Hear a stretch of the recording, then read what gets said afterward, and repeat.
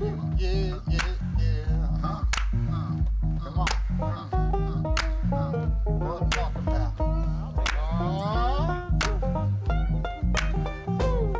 Says we all do better when we all do better. You can't get better than that.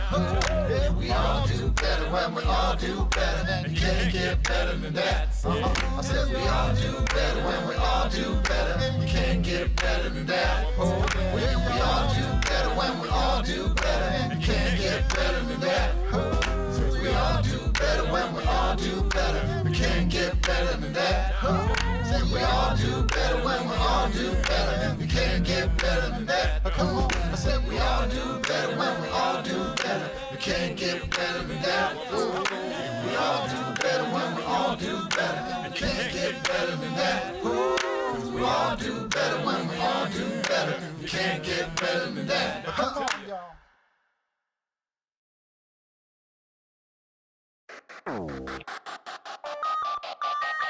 Man, that ain't no crime.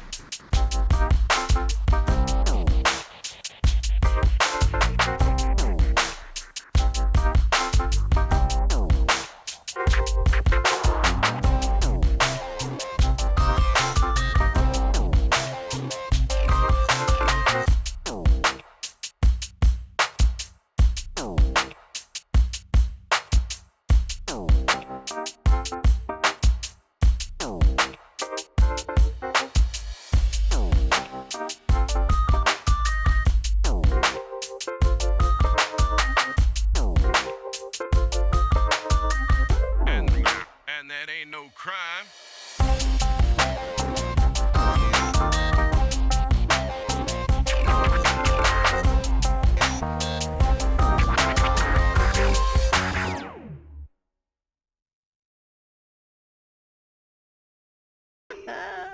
There we go, right on time, right? Yeah, hey everybody. Happy Friday. Hey. So what's up? Anything fun happened today for all of the members of this band, forever changing our lives? Yes, I made cookies. Wait. Oh, word. My new single just dropped on streaming. I just have a quick Oh, word. I just have a quick question. I'm hearing a lot of like it sounds like somebody's in a junior high basketball arena. That's me. Cool. Danjo. Danjo's actually been splitting time with Gangstagrass by coaching JV basketball. That's awesome. I always knew you could do it. Dan Whitener, aka the White Shadow. Right, chocolate. For those that don't know, the White Shadow was a TV show from the late 70s, early 80s about a coach that went back to coaching a high school basketball team. White guy went back to coach this mostly black basketball team. And the guy, Ken Howard, the guy that played the coach, he actually used to play ball. He was an actor too. It's a great show. It's an amazing show. Had a fantastic theme song. It's great, like jazzy kind of thing. What show are we talking about? The White Shadow. Shadow. Yeah, man, the White Shadow was my joint. That joint was dope. But yeah, no, I wasn't kidding. My new song, Multitasking, did just hit streaming today. So Multitasking is awesome. It is. There was something else that happened. Oh right, Annie Up came out. Yes, Annie Up did come out. Yeah. That's right. We dropped Annie Up. Yep, which is super dope. If you haven't heard it yet, then you must not be a Barnstormer, because they've had it for almost a month now. Yeah, but it bangs hard. So hard. I've been getting people messaging me about it. Hey, Rusty, great to see you. Thank you for resubscribing. before we get into all the really, really, really good, happy stuff, I do need to send a shout out and a rest in peace to Gift the Gab. Yes. An all-time great. Like, Gab was a monster on the mic. The MC from the group Black Alicious. A lot of people don't even know these guys, but if you ever saw Daniel Radcliffe do that thing on the Tonight Show where he did the song Alphabet Aerobics, yeah, Daniel Radcliffe knew that. He knows the whole record. He did it one night on Tonight Show. That was a Black Alicious Gift to Gab joint. Gab actually just did a track with our dear friend Randall Wyatt on Rand's new album 16. Oh. Yeah, man, it's a killer joint too. It's a really, really dope joint. And he did one of my favorite songs, a joint called "Make You Feel That Way," which was just the most feel good ass song ever. And from an MC standpoint, he was an all time great. So rest in peace to Gift the Gab, Black Alicious forever. And that could have ruined my day. Well, wait. What else happened today too? It did. You know, we were getting ready for Porch Pride, which is tomorrow. Yeah, Porch Pride. Yep. We're excited about that. Yep. We're very excited about that. Yep. If you don't know what that is, you can go to bluegrasspride.net/porchpride, and there's links to donate and learn everything about the event and our set, which I think is like a 35-minute set. It's a good length. Good size set there. And it is going to be tomorrow. So that's very exciting. We're all very excited about that. Boy, what else? Oh, I'm getting, as you probably are, I'm getting a bunch of text messages. What are we getting all these text messages about? It was something. Anybody know? It was Giuliani just got barred or something like that. Yeah, that's exciting. Might Cool. have something to do with my key lime pie recipe. Well, there is that. I've been repeatedly texting you for like a week about that recipe. Hey, yo, dog, so with that pie. I'm saying that. Where that pie at? But for real though, where that pie at? And that was a pie crust recipe that's not actually in a song form yet, as far as I know. Yeah. The pie crust with the pecan dust. Yeah. The thing is with that is that I haven't actually ironed out what the precise measurements should be for that, because I kind of freestyle that one.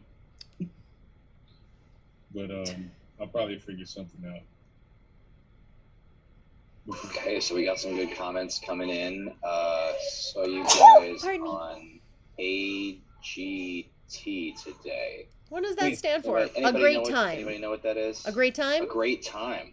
We are having a great time. Great Thank time. You. We are having a really great time here. Hey, congrats on having guys. a great time. All grape tomatoes. Hey guys. Yeah. Somebody just told me we were on America's Got Talent. Yeah. On what that airs on Tuesdays. Yeah, that can't be right. I mean, for us to be out today, they would have had to do some kind of an early look thing, and they only do that with one or two acts. I think they only do it with one act, maybe two acts. But I mean, the odds of any of that being true are 100%. Yeah. That's us. It's us, y'all. We did a thing. We definitely did a thing. Yes, We did a thing, y'all. And Yeah. thank you We did a bunch of things. so much, everybody, for all the support. There's been the hardcore fans have really come out. Whenever you do something that's a little outside of the box of what you normally do as a band, there's some trepidation that it might not be well taken by the current fans. But the current fans just stepped up and were so excited, and I feel like they saw the same thing that we did, which was an opportunity to get this super important message about bringing people together across differences and bridging those divides and finding common ground and getting that message to millions of people. So thanks everybody for seeing it Yeah. and being on board and, And- spreading the word. And I don't know if it's too much to say, but we really appreciate all of our existing fans. You know, I don't want to say old fans. I don't want to call anybody old or anything, but you know, we realize that a lot of you watching this right now have been with us. You know, if not from the jump, at least for a good long while. And honestly, I think it's fair to say that was kind of our intention behind the whole OG status thing. Is that fair to say? Because realizing that, like, you know, there might be people who discover us after this thing, and that's great, and we're happy about that. Super But happy. we really wanted to find some way to acknowledge you, that you've been here this whole time. That was really important to us. You know, you have been important to us, and you will continue to be important to us. And I think it's worth saying that on a day when we get a whole bunch of more fans. You know, so thank you, big thank you to everybody who's been supporting us, and hello to the new people also. You know, y'all rock too. Welcome to the party. It's been going on for a while. The fans will be excited to know that we have 2 Brian Farrows with us tonight. Yeah, because they're a fan of Brian Farrow, so the How more about Brian that? Farrow, the better. One of them's busy watching something on a computer, so. Yeah. Like the Farrow was talking to all the fans. He was just like, "Ladies, there's only one of me," and that wasn't okay. So we figured our way around that. Mhm. We went back to our people that cloned us to go to Mars, and we were like, "Yeah, we need an extra Pharaoh," so we dropped one in the cloning box, and Yeah, we there it was. hopped on the ship and went to Camino. Now you don't have to choose.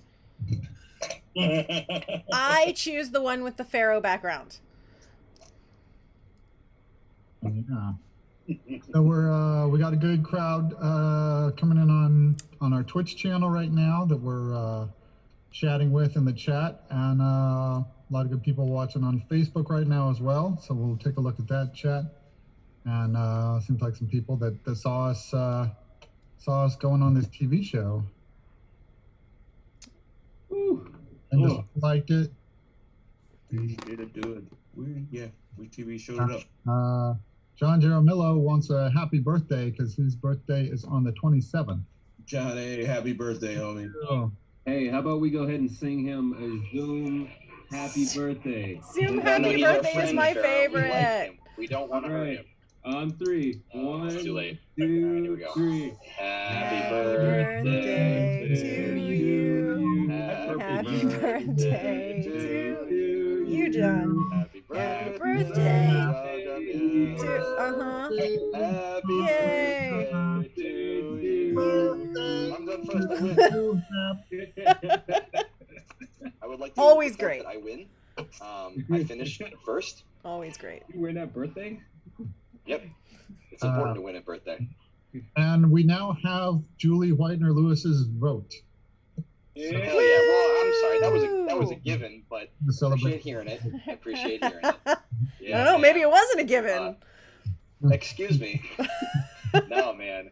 It was no, Julie, this is she won't mind me saying this, but Julie drove, I think it was with the Under One Roof. She's my dad's family, and so she picked up a copy of the record that I did with my dad and drove, I forget how many hours, like across country to like Montana at the time, or it might have been Nevada, but suffice to say, like from Missouri. Anyway, listening to like this album on repeat. So I think something might have happened to her, and now she really likes our music. No, thank you so much, Julie. It's great to hear from you, and hope you and your family are well.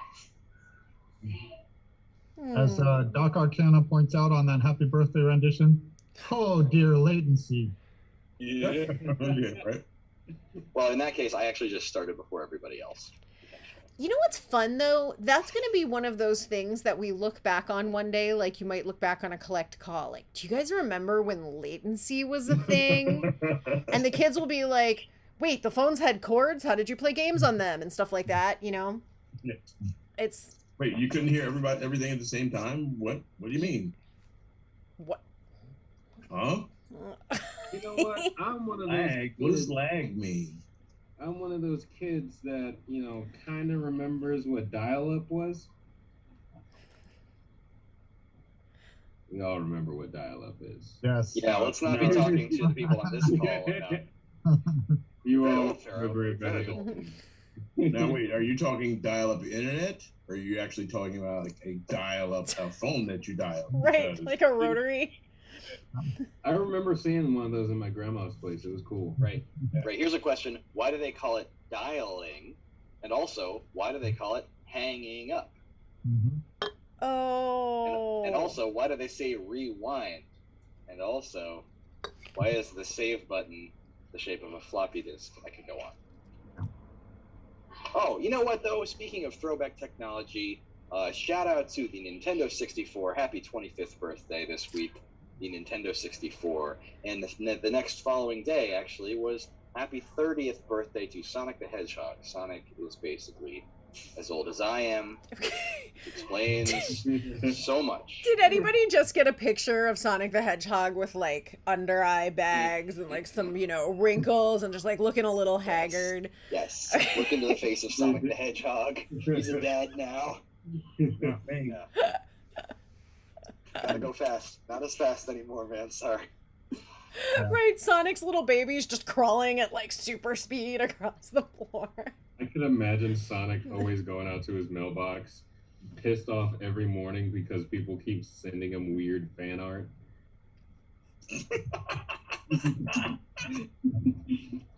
Why do my eyes look like that? I like that they referenced the fan art in the new Sonic movie, the one with Ben Schwartz. They had like, there was a crazy old guy who claimed that he had seen the Blue Devil, and he drew a picture of it, and the picture that he drew was a popular fan art that is a real fan art from the internet. It was hilarious. Oh, wait. Jake, I used to be on the Sonic bandwagon. Dan, I wish I was so enthused as you were about it, because I played the hell out of those early Sonic games. And you know what? I liked the Sonic on the GameCube. I liked it. No, the Sonic on the GameCube was okay. That was like the beginning of going in the wrong direction, but I enjoyed it. I played the one on the GameCube. It had its problems.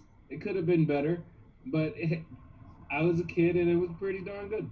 It was fun, and you know what the Sonic on the GameCube introduced, and this will be relevant to some people on this call.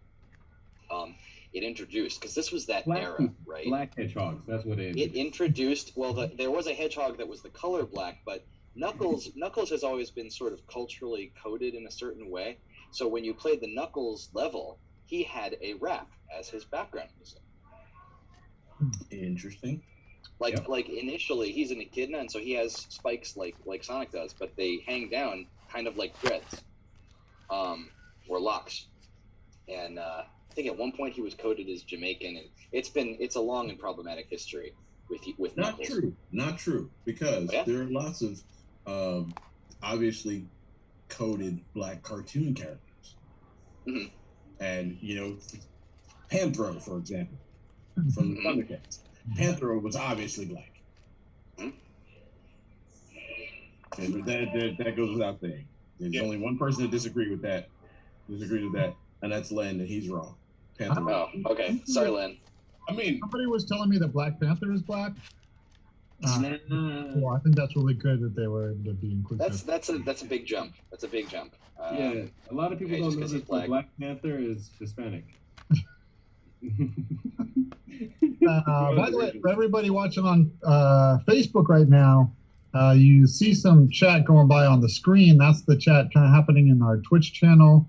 You might see some emojis go across the screen, which you're able to do in the chat. That the emojis in the chat on the Twitch channel actually get put on the screen. Can I put some Bob Ross up for us? Oh yeah.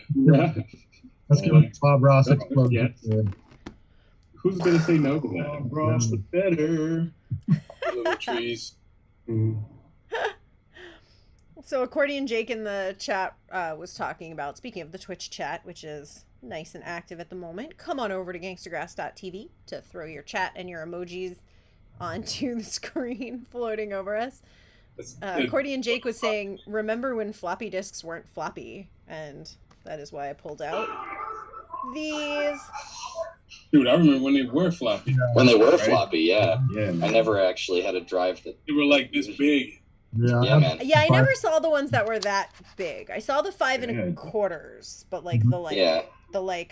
nuclear ones. codes ones. Yeah, That's depends on that's whether a or not myth you as far went as to I'm a school concerned. that had the kind of funding to where you could get the smaller discs. My high school had a computer lab full of TRS. What was the capacity on the 5 and a quarter floppies? Like 512K? I don't Because these are 1.44 megabytes. Imagine. Imagine. We lived it. I remember. 4 megabytes. I can't remember. I'm sitting here holding these and I can't remember that. Oh That's- man, you didn't get into shareware then. See, I had some friends. This is elementary school, but like I had friends whose like maybe their parents were into computers or something. But like I would end up with the latest shareware, like episode 1 of Commander Keen from CompUSA or wherever they got it, and it would just be on this like unmarked blank floppy drive, and it would just say like C:\run or whatever, and I'd just be like, what's gonna happen? And it would be that, or like Biomenace, or I don't know, Jump Jet. There was some stuff, man. Shareware back then. You only needed a megabyte to make an amazing game. You know? Yeah, That's true. the stuff we used to use this for. Well, we used to use the zip discs, and those were mostly for like the ASR 10. Mhm. Yeah. Again, I missed zip disks. I skipped over them. I never really had a purpose. I used to have a VS VS 880 Mhm. that I used the zip disk for. So this is all studio gear, basically for like the sounds and banking your studio sessions and stuff like that. Yeah. Kathleen's first computer was 512 storage on it. I think 512 megabytes, or was that kilobytes? I don't know. And Toma is saying he had an Apple IIe, 2Es. We had those in my school. 64K of RAM. I had a Tandy 1000. Oh dang, Rusty's coming in with punch have it. cards. Punch cards. Wow. Yeah. Wow.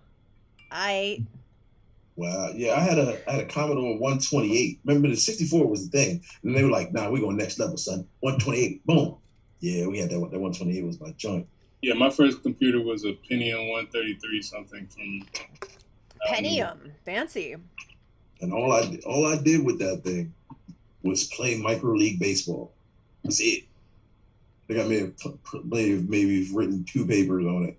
But me and my brother played micro league baseball all day. That was it. Had anybody ever heard of the 3DO game system? Yeah, I remember. Yeah. too. You remember the Yeah. 3DO? Never had one. I always read about it in the game guides.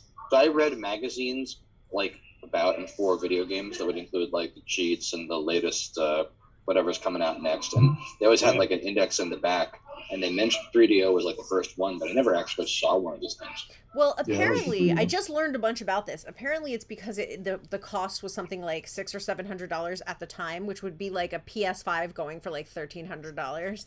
Right. So so that's it. Didn't not super many of them were purchased for that reason. In But the mind of everyone, I thought it was ridiculous. I was like, "How do you have this? Are your parents gods?" right, that is pretty. Yeah, my Your parents definitely would have said parents no to that for sure.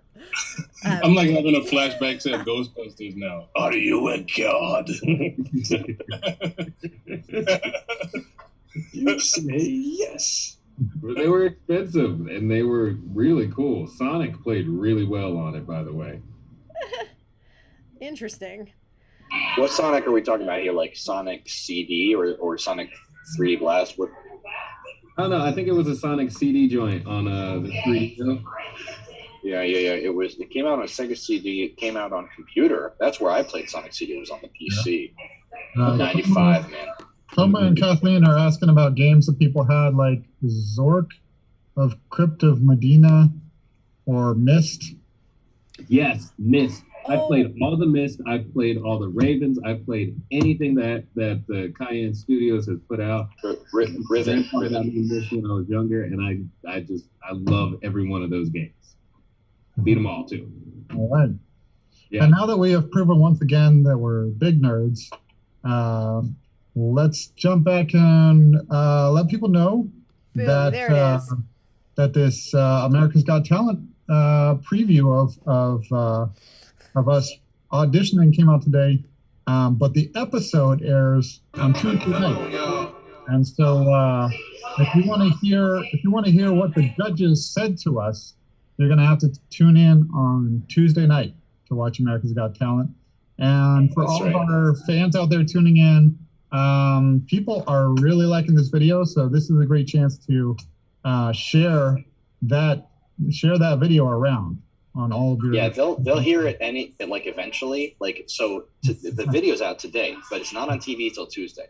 So over the weekend, you can be the person that's like, "Hey, I know about this band, and you don't, but I'm going to tell you right now because you're going to find out on Tuesday, and you'll be like, why don't you tell me?"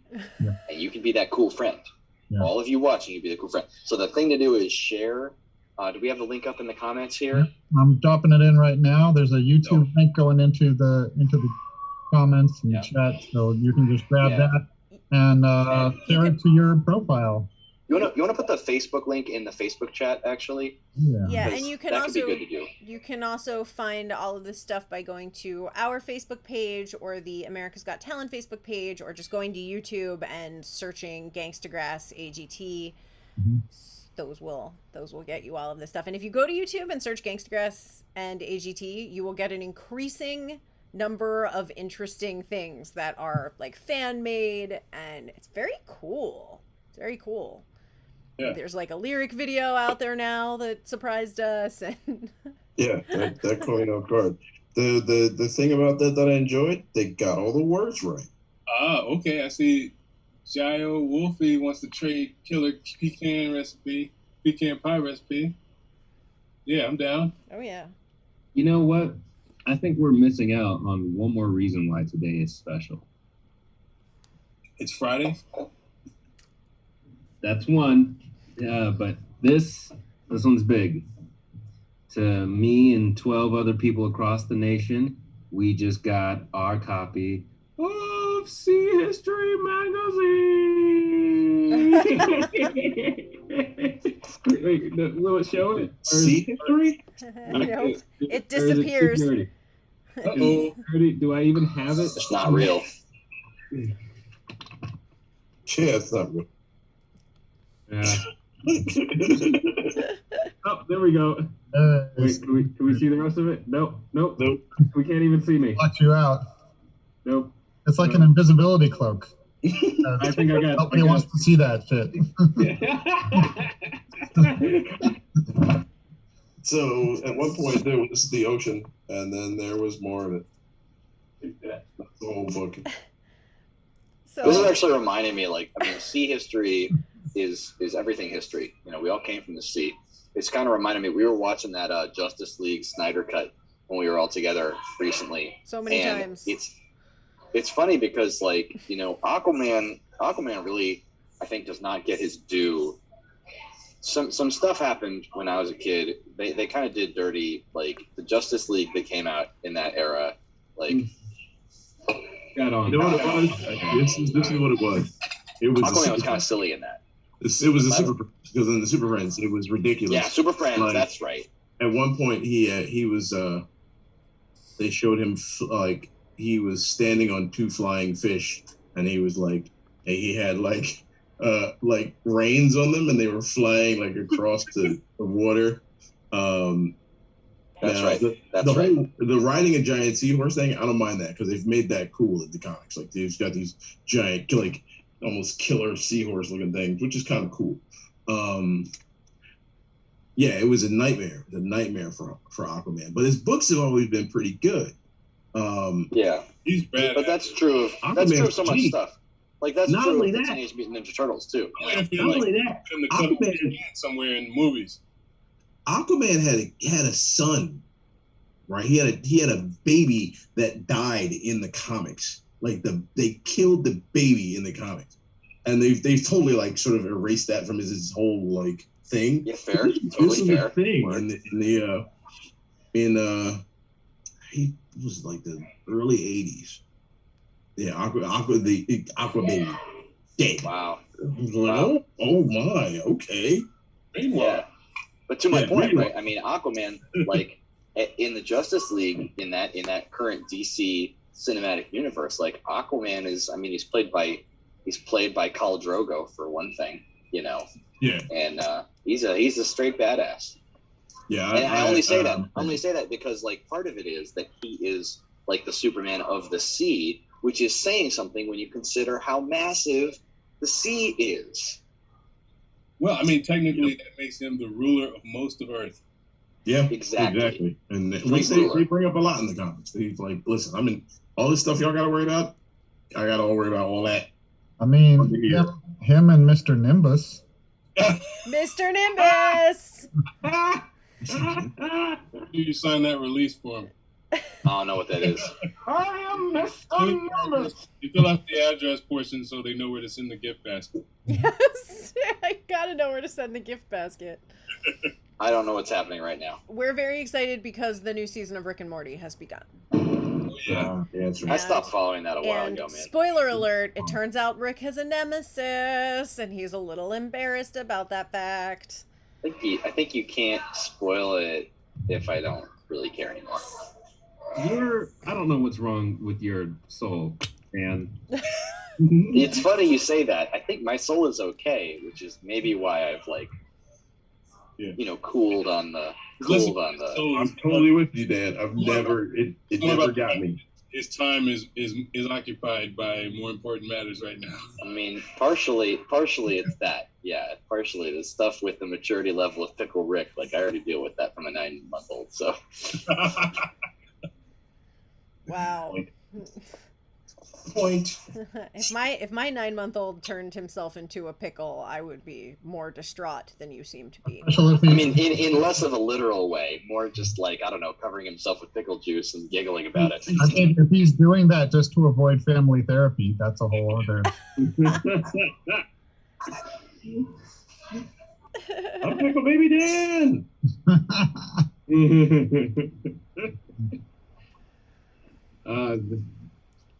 I can't imagine. I just it's such an endless show. There's no end to the crap that they can make up with it, which is why it's great.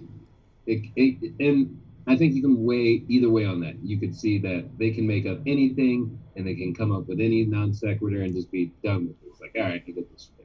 Or just be impressed by what the non sequitur is or what's going to be next, because nobody knew Mr. Nimbus was coming.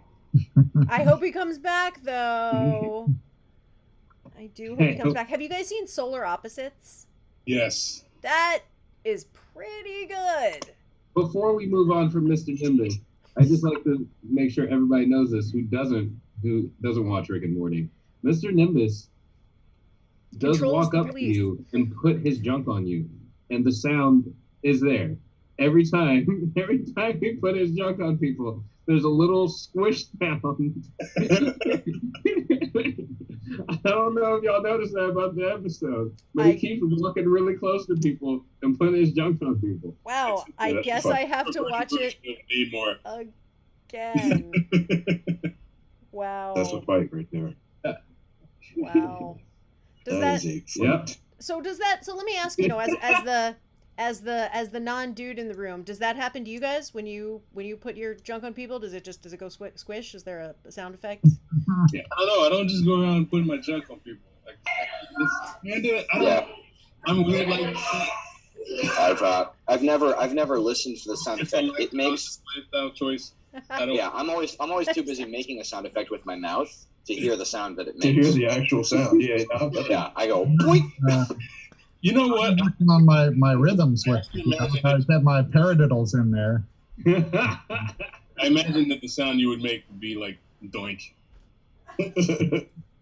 And to answer your question, M, I've never done it on purpose, but I don't lean away. Mm-hmm. Well, we do have a comment from Melanie 50036 in the Twitch chat, which is ew. I'm loving the comment in the chat about from NXS Is that NXS Music? First of all, hi and congrats from a lifer. Been down since Lightning on the Strings. Second, woke up to AGT post and almost fell out of bed. Then opened up my Spotify release radar to see my favorite MOP track covered by who? Now this is a Friday. Yeah. Yeah, I saw your comment on the video. I forget what it was, but I think it was something about like the new and the old fans, and I responded to that. That was a good point. I think that was you. I forget who it was. I think it was you. Yeah. Yeah. Dan, is still gym time in your crib? Yeah. Okay. And so just to repeat it again, today we dropped our cover of Ante Up by MOP. It is now available on streaming, and it's very cool. That's an ambitious one that I think, we kind of went into with a little trepidation because it's such a classic track that goes so hard and it's so good that you kind of don't want to touch it. But then we just had to jump on it and do our thing. Yeah, it's basically us making a cover of what we consider is the national anthem. Yes. Or at least we feel like it should be. Yeah. It definitely should be. Yeah. And this is the first single release of tracks from the upcoming mixtape that we're putting out called Will the Cypher Be Unbroken? And we have 2 more singles from that coming out in a week from now, next Friday. Yeah. What did we cover for that? We got a cover of 25 Lighters coming out next Friday. So My good. H-Town peeps. That's gonna be nuts. I can't wait. And also a cover of In the Club. That was real something. I'll tell you what, that beat got in my head when we started working on it. It's impressive. Yeah, my son was singing the 25 Lighters one today. Uh-oh. Unprovoked. Like, I wasn't playing it or nothing. He was just like, 25. I was like, oh my goodness, okay. He's like, I like 25 lighters, Poppy. I'm like, Okay. yes, you do. Man. Yes, you do. You got to get paid. I just imagine Amato in the future, just like with his leg over the arm of a chair, singing that song in front of a table, a nice, really carved oak table, just decked out with paraphernalia, just like 25 lighters on my dresser. Yes, sir. Tell me more about this excessively detailed table. Like, what else do you see? Close your eyes. All right. On this table, I see. I'm sorry, Dolio, but Amato has grown up to be just a pillar of a person. There are several pistols on this table. There's an M4. There's an AK. There's coke, but it's just sort of spread around. Let's just say that I've been setting things up in our lives so that my son will not have to have those things. Yeah, that's the goal. Yeah, by choice. Who knows? But not have to. I mean, granted, he probably will inherit those things. Oh boy. There we go. Okay. You both have to have them. I mean, just from them being passed down, but I imagine they will be in a safe somewhere. Let me make this even deeper. I imagine him singing it on Father's Day.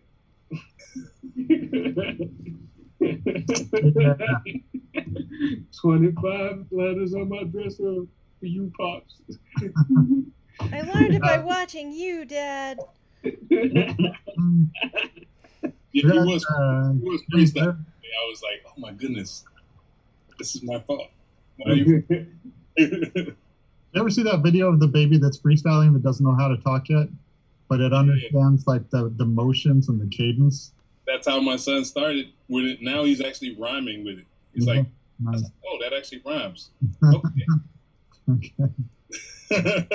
So Jim Blair in the Facebook brings up a couple things from our AGT appearance that we might want to address right now. The first of which is that we got to meet Terry Crews. Yes, we did. So in my life, that's a win already. and everything that happens from here is just piling on additional win. Yeah. And the other thing is the how a lot of people commenting on Simon Cowell, including Terry Crews, commenting on Simon Cowell, calling us Gangstagrass. Yeah, right. So good. Boss. But really quick to note, and I've been thinking about this all day. Our publicist is British. Yeah. And we hear her say Gangstagrass all the time. It didn't even Yeah, it didn't pop even into my register. head. Oh, yeah. He sounds like Fiona. Shout out to Fiona Bloom. Shout out to Fiona Bloom and the Yeah. Yeah, Jim Blair is actually tuning in from England right now. I want to know, like, on a day like this, like, is Fiona like just like chilling in the pool, like awesome? No. Some NBC's doing No. my job. No, Or no, she's Fiona, probably out there. Now, Fiona has now sent it to and gotten responses from Oxfam, Yes. from Liz Stuckey, who's showing it to her dad, from Peter, Paul, and Mary. So she is like, she's doing the Fiona thing. It's going out to people all day. Fiona, the Fiona thing. I love you, Fee. You're the best. Here. You're great. Fiona, if you are around Baltimore, DC again, I missed you last time. Let me know. This is the best way to get in touch with our publicist, by the way. Just say it out loud on the team stream. If we say her name enough times, she will appear. It's like Candyman. Fiona Bloom. Fiona Bloom. Fiona Bloom. Yeah, she's been rocking it out on that new track by Master Ace. So That new sweet. Ace Home in joint America. is silly. Woo! Did you hear That the, new Ace joint is- What's that, D? did you hear the one he did with Cool Kim recently? Yo, that's all we can is hot, man. Yeah, I was watching the Two certified beasts on the mic. Just I was watching a thing of the two of them like listening to each other's verses. It was really, really dope. That made me happy. That made me real happy. Yeah, shout out to Master Ace and Cool Kim. Yeah, two absolute beasts. I didn't hear about this track. I'm gonna have to check this out. I don't know where I've been. I don't wear my trousers around my. Oh my What god! are you reading? What now? What are you reading? Yes, comment. He says, "Whoa, I'm British, but I would never pronounce it like that." But then again, I don't wear my trousers around my nipples. Maybe it's a lack of breath.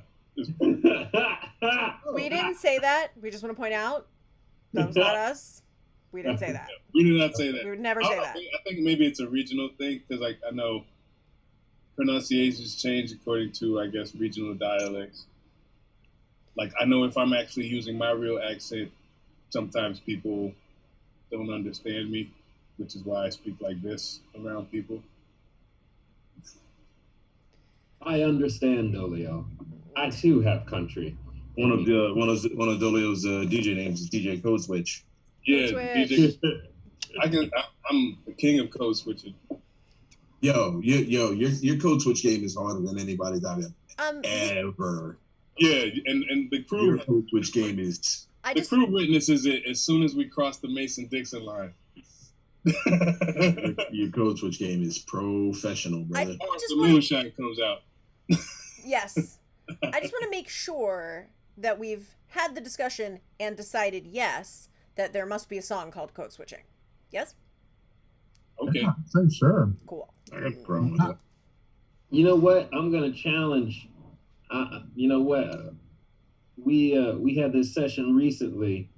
We should do a song called Code Switch, but I think Dolio and our sons should come up with the music on that one, What do you mean?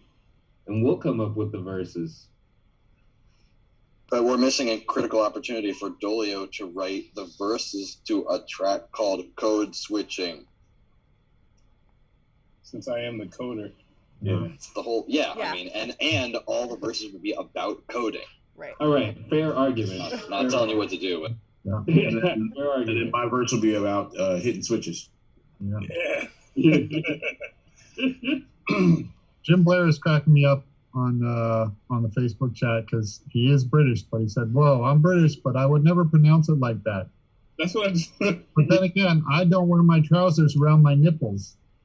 Jim what Blair that is is, really the whole cracking me thing. up because he says So I would never pronounce it like that. I'm British. But then again, I don't wear my trousers around my nipples. Again, this was Jim Blair who said it, not us. You guys, Jim not us. Blair in the Facebook chat, he's talking about... Stacey Jacobs Coleman wants us to harmonize. Yeah, I think she missed the or what I think Stacey Jacobs Coleman might have missed the discussion about latency. But if you could hold out the notes a really long time, it could work. Yeah, I guess It is true. It is true. held out It's the been done. I've seen it. I've gotta know. I've got to know.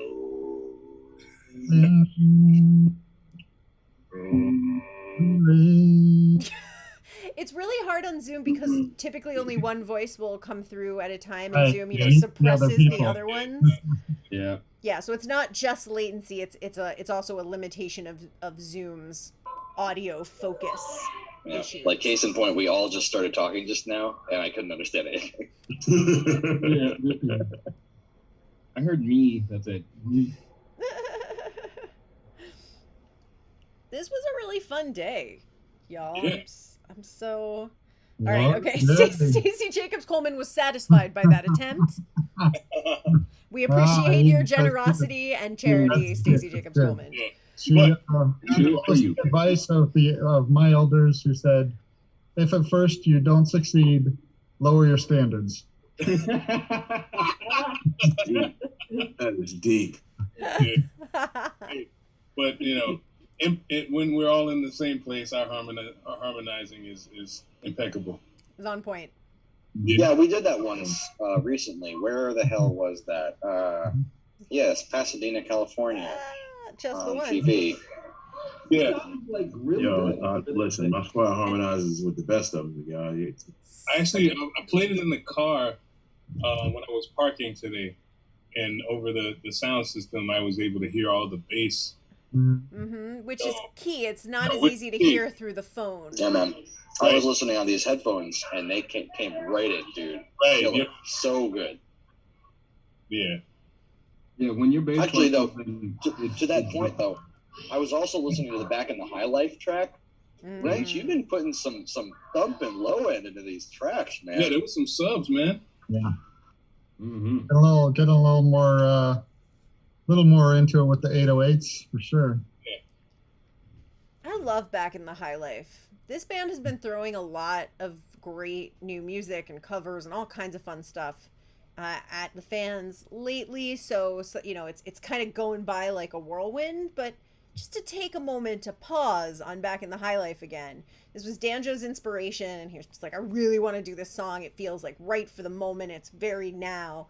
And, really describing like how I'm feeling in the moment. And we listened to it and we were like, wow, yeah. And then Wrench took it and just, I don't know how to describe what Wrench did. You should just go listen. The technical term is I fandanglerized it. Yeah. Wrench follows the Rick Grimes school of production on a track. He does stuff and hangs on the John. Fandanglerized it. That's deep. It's good. Yeah, and I want to say too, like I only even started thinking about that track because I like it musically. Like I'm usually not a lyrics guy, so I was just like, dun, dun, dun, dun, dun, dun, that's awesome. And I was like, cool. What if I wanted to sing that song? I looked up the lyrics. I'd never really listened to lyrics before, and at that point, I was just like, there must be, some synchronous reason why I'm reading these lyrics right now because they hit so appropriately hard. So then at that point I was like, okay, now we're definitely doing this. And it feels like we are getting back in the high life. I mean, all the releases and everything that we're doing, and we did this really special thing. What did we do recently again? What was that? The thing that just came out? We went on Erica's Got Talent. Erica's a hack. I want to see Alyssa the band Edwards, video. on the other hand. Alyssa Edwards rules. Oh yeah, we were. That was a cool thing because like they were there the same time as us, which was really neat. Which I apparently somehow managed to completely miss in spite of the fact that I'm a huge Alyssa Edwards fan. Yeah, because we were talking about it, and she was like, "Alyssa Edwards, what was that?" I was like, "Yeah, you saw." it's kind of hard to miss, like a 6.5-foot drag queen with a bunch of toddlers. See, I wouldn't have realized. I'm not good at recognizing drag queen, but if I had seen Alyssa's face, though I'm terrible at faces, I've got Alyssa's face down. Wait, hold on. Wait, when did I miss this? Don't you remember the kids? They raided the cereal bar at the hotel. They're so adorable, and their dancing was so good. If you haven't seen that, look it up on Those YouTube. kids Oh yeah. Okay. Yeah. All right. Now, okay.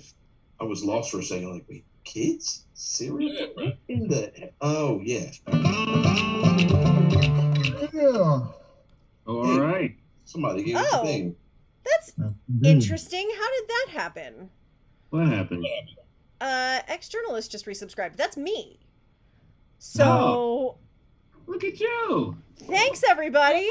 I was telling me, it's XXTFR84. Woohoo! Thank you. That's gonna be very helpful.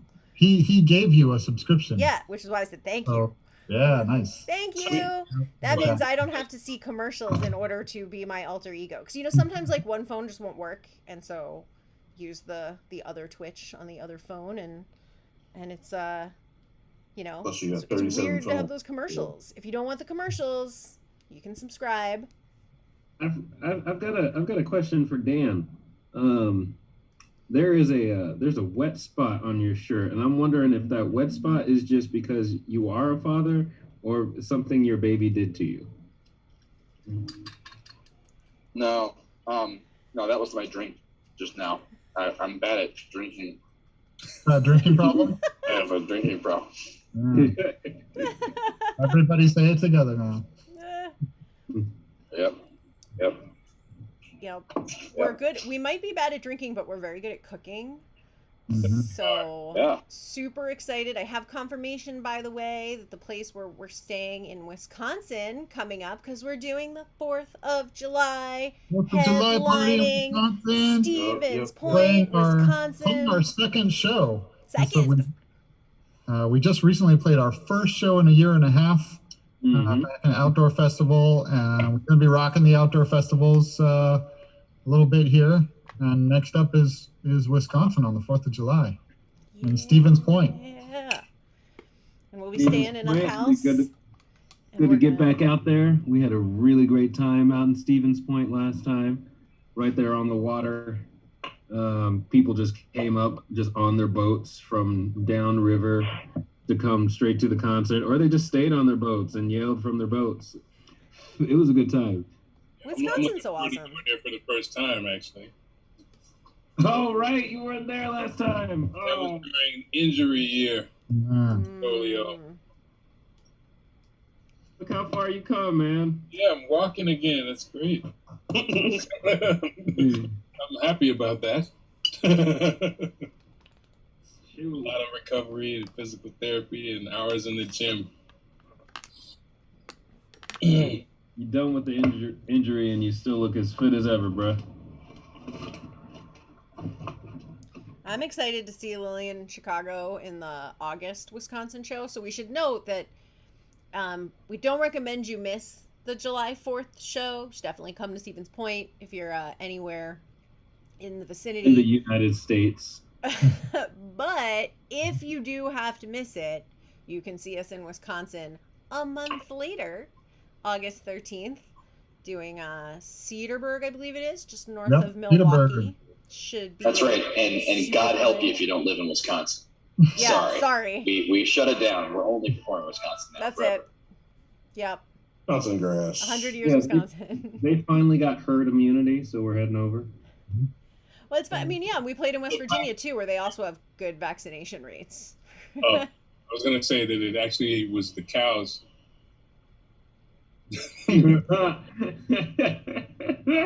Cows don't turn themselves inside out. First season of South Park, right? I think that was the first episode, actually. Yeah. Yes. Yes, relevant. Ooh, you know what? We didn't even cover the most important recent news. which is that UFOs exists. What's up? Hasn't that been happening for like the last year? Didn't we like Chase, mid-pandemic get that news and everybody was just like, whatever, global pandemic, aliens is not gonna, doesn't even register. Yeah. No. See, UFOs have always existed, and they never confirmed anything about aliens. They've only confirmed that there are aircraft that have not been identified, which could be anything. That sounds like something the government would say.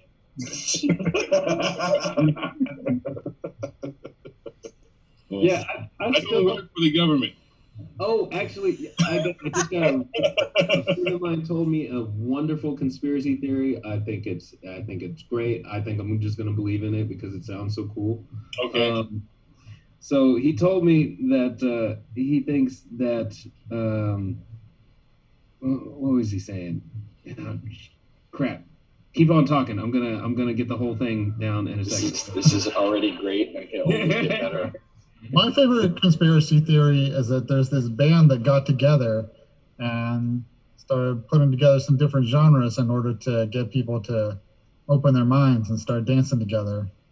You know what I love about that is the idea that it could be a conspiracy theory. The idea that somebody could look at it and be like, this was created, by some producer like the Monkees in the 60s, the band. Like, this was created. This is not real. It just puts people together. It's too perfect. It's too scientifically advanced. And then we get to they were 10 plus years. Well, everything is Catalog. real until it is.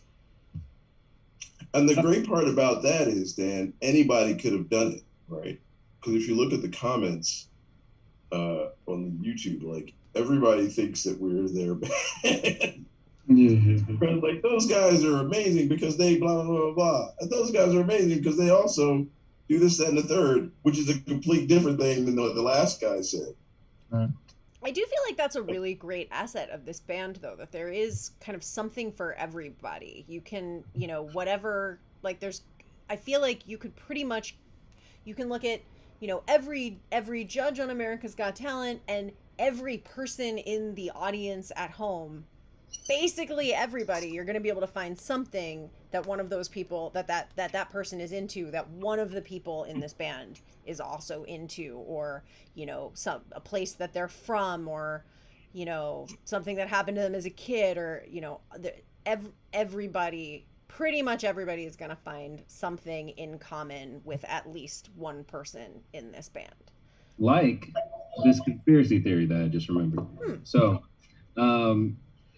the theory is, or let's just call it facts. Let's just call facts. So,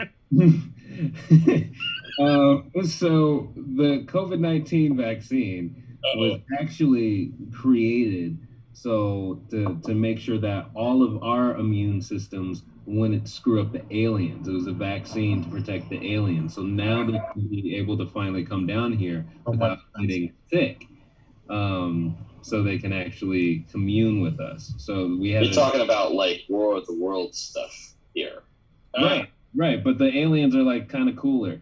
Like, I don't know. It doesn't seem very cool to me. I don't know. They got vaccinated so they can talk to us. That's cool. Pizza restaurant.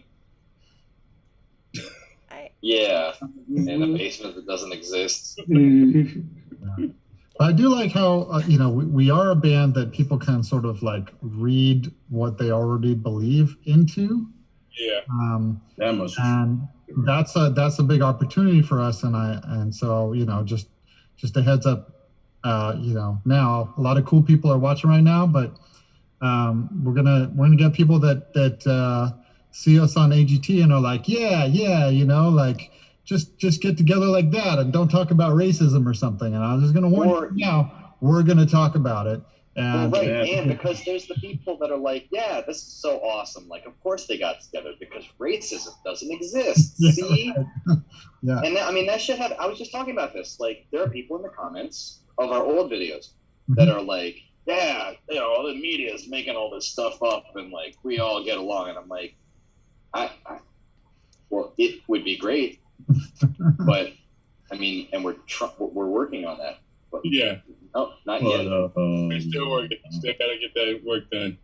Yeah, this is the example an example of what can be, what is possible, what the change that we would like to see. And I love that this band just sort of goes out there and does that. This is the change we want to see. We're being it. And shout out to Saul Paul. We're gonna be the change too. Yeah. Yeah, softball. Yeah, and we're gonna welcome all these people in who might have a service level understanding of what's going on here, and then we're just gonna pull them deep in here.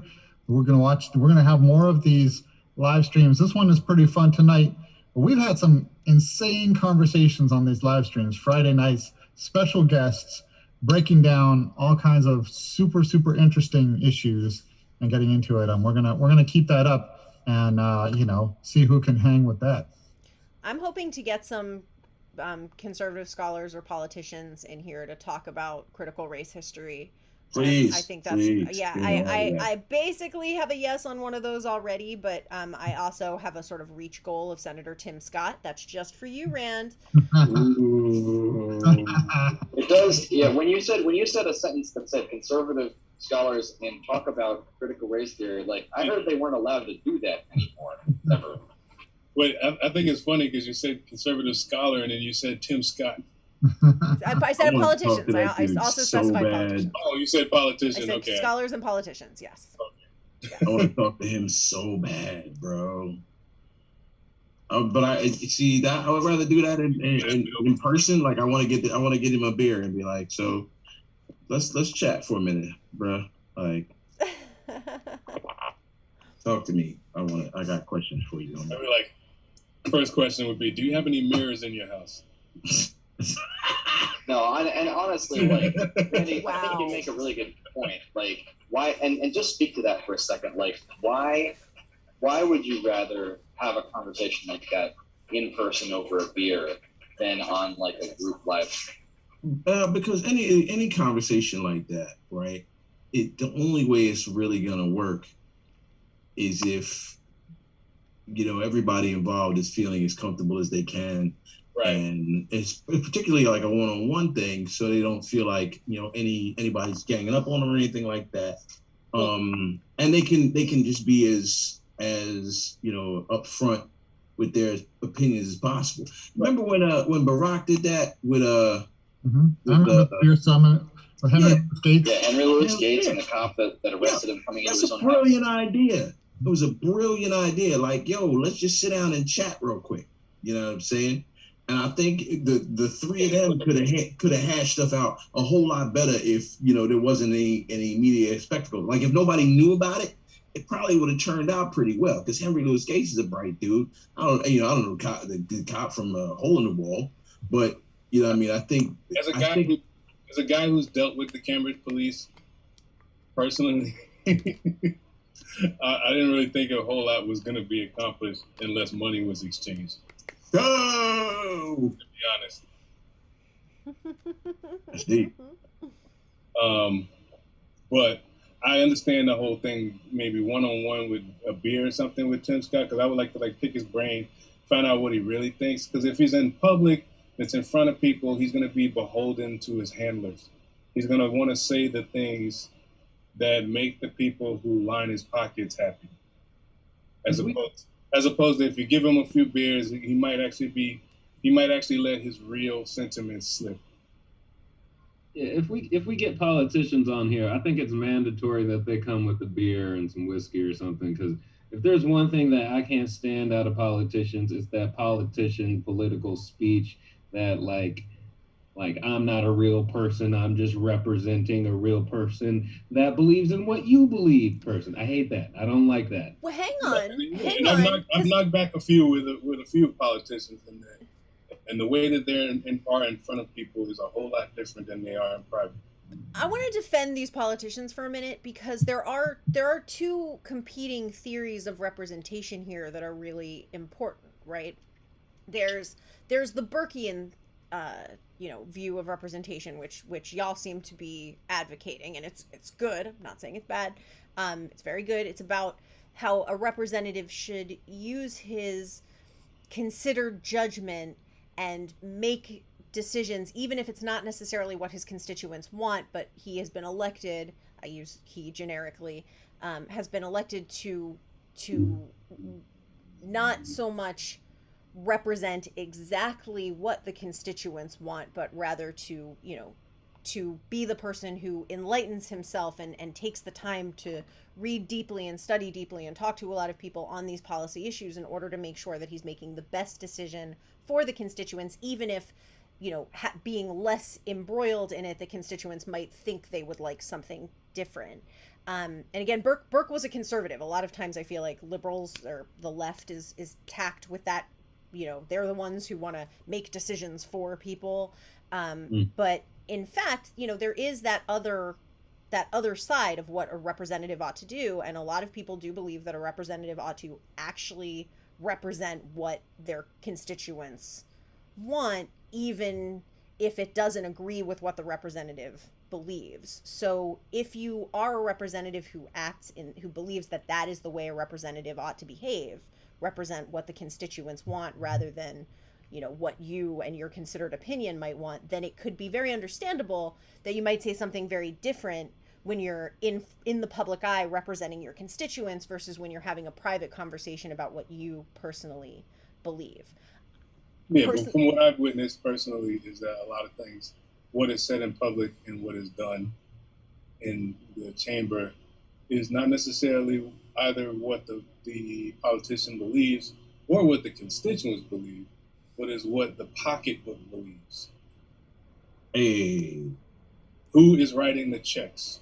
Right. That is you make an excellent point, Dolio, that there is a third type of representation. It's not who casts the vote. It's who writes the check. Who's writing those? And maybe it's worth mentioning here that we're having conversations about, sort of conservative theory versus perhaps on a binary spectrum liberal theory. I mean, this is even a conservative or liberal thing. This is just politics in general. That was where I was going with that. Is that like we're not necessarily. I'm one of those people that I kind of feel like. I feel like the whole right-left assignation is game, or as the kids say, it's all cap. What does that? I keep saying that. What does that mean? I keep hearing that. What does that mean? What is like fraudulent? Is that what it means? Fabrication. Yeah, fabrication. Yeah, actually, somebody commented on our video earlier today. They said it was really good. It was hype, I think they said. Yeah. And they said no cap, no lie. This is really, really good. And I was like, I don't understand a word you just said, child, but thank you for your support. You know what's great? I feel like when people started saying no cap, I didn't need to go through this process that you guys just went through. But I'm breaking it down for those who don't understand. I speak fluent slang. It's appreciated. I want to note that. Sure you do, Grandpa. It's my job to understand that. I want to point out that I don't use it a lot. Like I'm very stuck in my slang. My slang. My slang is very rooted in from about 88 to about 07. Maybe about 03.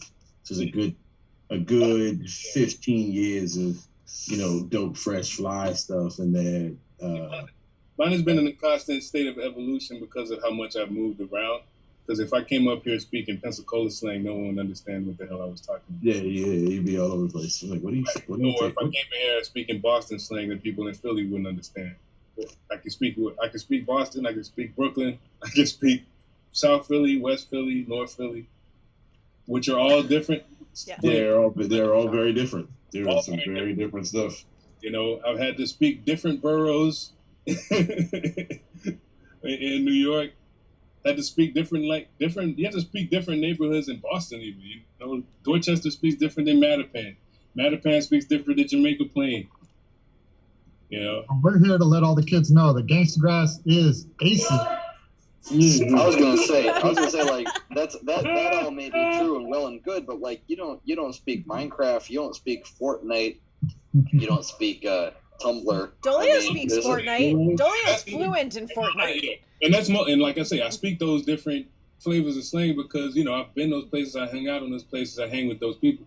I don't really know how to speak my own craft because I haven't really played video games in years because I got fascinated with the turntables.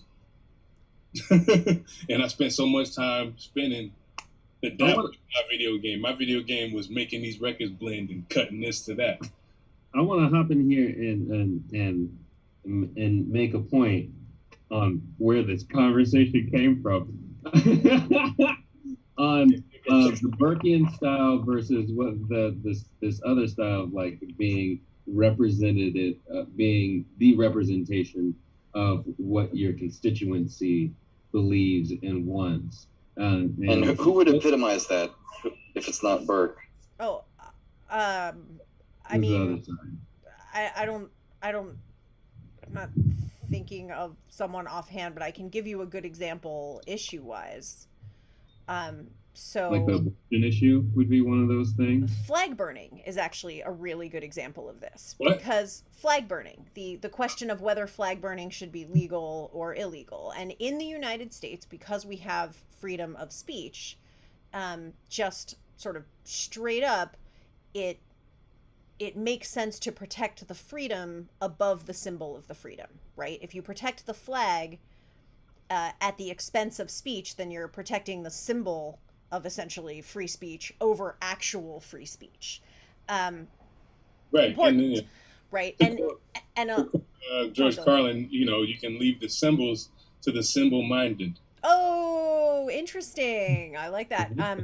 And people, a lot of what, because many voters react viscerally to the idea of the flag being burned, and aren't sort of, whatever, you got a lot going on in your life. You're not going to that next level of, oh, but wait a minute, if I don't protect the freedom to burn the flag, then I'm not actually protecting the freedom of speech that the flag is standing for, and the freedoms and rights that the flag is standing for. They're not necessarily going to that point. And so what happens is you have a large number of people in the population. In a lot of places, it's going to be a majority. Even in places that you might consider to be blue or purple, you're going to have a majority of people who think that flag burning should be illegal. But a Burkean representative would look at that and say, I appreciate that y'all feel this way, and I'm going to vote against an anti-flag burning amendment because we have to protect freedom of speech, and we don't want to go down that road of hurting freedom. Well, it's not even that, but like most of the people, I guess, who may or may not be against, who may be against flag burning, or even a lot of people who are for flag burning, most people don't know jack about flag code. True. Oh yeah, they don't know. Right. The thing is, if you forbid the burning of the flag, you completely obliterate flag code. How do you? There's actually a stipulation in flag code that says when you have to burn a flag. Mm-hmm. Right, but let's look at the spirit of that code, though. Let's look at the spirit of it, because the spirit of the flag code is about respect to the flag, and respectfully disposing of an old flag is different than, on one hand, burning the flag to make a point, or on the other hand, allowing a tattered or otherwise in disrepair flag to continue to be flown. Right. Both of which I've seen. But those are also people that also blatantly, those are also the same people who usually will blatantly violate flag code in a way that we as a band violate flag code. Oh, like wearing a flag as a cape, or, for example, a sleeve, or perhaps a shirt. Yep. Flag code, and I think it's important that is forbidden. Right, and it's important to keep the spirit of it in mind. I think when people invoke the flag code, it reminds me of people invoking, say, the Second Amendment that was written in a different context, and really when it comes up, it's not because you're a constitutional scholar, it's because you're trying to make a point and win an argument. So the flag code, like, if I hear somebody who's in the military invoking the flag code, that's one thing because they actually abide by it, but it's just, otherwise it seems kind of like a trivial thing that people invoke, which almost seems more disrespectful than whatever the thing is being talked about. I think there is something that's really important in flag code and what it represents and what the quote unquote forefathers were thinking and what sort of direction that they were trying to drive us in. And I think a lot of them weren't trying to drive us in a direction where we became iconoclastic, where we're we're representing the what was that, Sleeve? Iconoclastic. That's cool. Go on. Plastic. Thank you. Iconoclastic, representing where we believe more in the icon than its values. Sure. But at the same time, and I think that's really important, and I don't want to demean people that you said like the flag code is kind of disrespectful, but like with that intention in mind, there's such a depth to it. Yeah, I mean, to me, it's more disrespectful to, I guess, the symbol of what you would consider to be freedom and democracy, to under the banner violate all the tenets. Right, under the banner of the surely. banner. Under the banner of freedom and equality, completely obliterate all the tenets of freedom and equality. Right, and if that is disrespectful, to deny people, like the right to healthcare or the right to vote. When you can't really say that you're patriotic if you're getting rid of all the polling places in places, where, like, say for instance, was it Jefferson County, Kentucky, where they basically got rid of most of the polling places and then they left one in the most populous county. That was clearly an attempt to suppress the vote of that county. You can't say that you're securing your election. Yeah. It sounds a lot like what happens to abortion clinics in areas like that, where there's like, well, there is one. Okay, I would like to say welcome to all our Hi, new everybody. fans. We're taking 5 minutes to talk about flag burning, abortion, Second Amendment, vote suppression, and the Second Amendment. What was that thing you said earlier, Wrench? We're gonna get into it. Why wait? Why wait? But honestly, though, I just want to cap that off to say that, like, you mentioned what George Carlin said about leaving the symbols for the symbol-minded, and I don't know if I agree with it, only because, like, we obviously, the fact that we're talking about it, we care about the symbols, and they mean something to us. Yeah. I care about ideals. I don't really care about symbols. In Kurt Vonnegut's book, Cat's Cradle, I don't know how many times I referenced this, if not out loud to myself, but I love Bokonoism, which is basically this fake religion in the book, and one of the words in Bokonoism is called a grand falloon, and a grand falloon is defined as an organization of people that has nothing to do with God's path. And a grand falloon is anything like the United States or the Washington football team, any organization that we sort of arbitrarily think of between ourselves that just, it's nothing to do with what goes on with God. It's just something that we do for some reason. What are you trying to say about the Washington football team? That their history is hilarious. I'm sorry, Grandpa. My grandpa's a huge Washington football team fan. So yeah, I watch it too, Yeah, but just to point out, I think what we're doing here, or attempting to do, is not just skim the surface, but also in some way lead by example of how we can be more comfortable talking about issues. And, part of this with us comes from the fact that we've been riding around the country in a van together for years and years.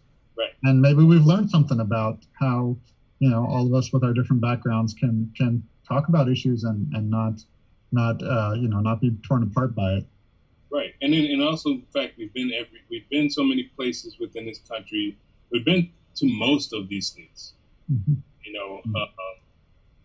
and you see the same things everywhere. I mean, it's, there's always like this sort of like picture of what one place is basically here. Like, okay, these people think a certain way. These people think a different way. They're not like us. And it's like, no, have you been there? They are like you. Mm-hmm. They just have a different accent. They may wear different clothes because the weather's different. They may eat different foods because they grew something different there. But at the core, all of the issues that people have to deal with are the same. You still want clean drinking water. You know, you still want air that you can breathe. That you still want safe neighborhoods for your kids. You know, you still want schools that your kids can go to without them sucking down asbestos. Reach. You're here. The protection of the fire department. Right. You still want a fire department that will put out fires. You still want roads. You still want a job that will sustain your way of life. I mean, the ability to have a way of life in the first place. You know what I mean? You want an affordable shelter. You know, and I don't think that that's a political thing. That's not politics to me. That's just common sense. It's common sense. It's human decency. You know, it's made political. Right. Like human rights should not be a political thing. It's not. Well, and part of it though is that different people are getting there different ways, right? We might all agree that we're trying to, you know, we want to have safe neighborhoods for our kids and good jobs to, you know, to have the lifestyle that we are hoping to have, and at the same time how we go about doing that, how much regulation happens in order to have that, you know, where the lines of individual rights stop, is you know, those are places where the boundaries can be in different places for different people, even if we have the same kind of, you know, primary objective. How we get there may be very different, and that's a place where discussion is useful, especially because if you are kind of going for the same objective, then at least you're starting from some common ground, even if your view of how to get there is going to be very different. Right. I mean, but a lot of it has to do not even necessarily the view of how to get there. A lot of it has to do with just a lot of things being done in the dark or being shrouded from them, to where or they distance themselves from the people that they appoint to handle these things for them. So when you find yourselves, quote unquote, not discussing politics, what happens is that you separate yourself so much from governance to where these become a special tier of people that you cannot touch, and you allow them to do whatever they want to do. When reality, these are people that are supposed to be working for you because you pay for them, right? If I pay for a salad, I want to have my salad. I want it to have fresh ingredients. Yeah. I want to be able to eat it and not throw up afterwards. Ideally, no salmonella. I got a buck there. I got a buck there because from what you're describing about the Berksian model, I think that's a form of representation I would prefer, because I think it shows a better quality of true leadership. When you're thinking about it in terms of money and what they should be doing this because of what we pay them, well, who's going to pay them more? And that's where it's not even about it. Like everybody is paying taxes. Well, ideally, everybody's paying taxes. Yeah, but who's paying more? Who's paying more taxes? It's not even about the proportion. Who's it's like paying more taxes? Right, but the thing is, if you think, the working class is paying more taxes. The poor is paying more. Yeah. We have regressive, not progressive taxes. So right. So when it comes to that, I'm not talking about taxes, just taxes. I'm talking about who is also paying the money under the table. Oh, you mean bribery? It's about money. It's about money. Oh, you mean bribery? You mean lobbying? You mean Oh. Yeah, you mean bribery. Yeah. Bribery, whatever you want to call it, it's still bribery. You know what I mean? It's bribery. Or as we call in the hood, greasing.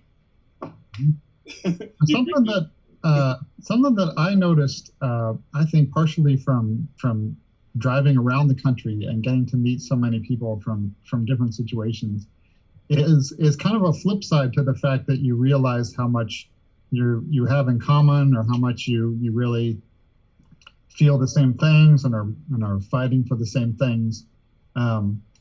But in a strange way, when you get more familiar with people that are in a different situation from you, also appreciating that difference in the ways that you're actually excited by that, wow, you guys are different from us, and that's awesome, and that's enriching me. And also, in a way of appreciating in some of the finer points, yes, we're struggling against poverty, but getting to know a little bit more about the contours by meeting different people of the fact that urban poverty and rural poverty actually present different issues, and that may be where people start to feel disconnected, is in not seeing the way maybe that people have different issues coming from the poverty in their situation, so that things that I take for granted living in a big city are things that other people like really need and would be fighting to get. And so I've had to reflect on that and try to like have more awareness and kind of things. Those are things that definitely that came to light when I first moved to a big city. Like I had never seen functional public transportation until I moved to a city. Mm-hmm. Like I was like, wow, you mean you can get on a bus and it'll drop you off near the place you're trying to go?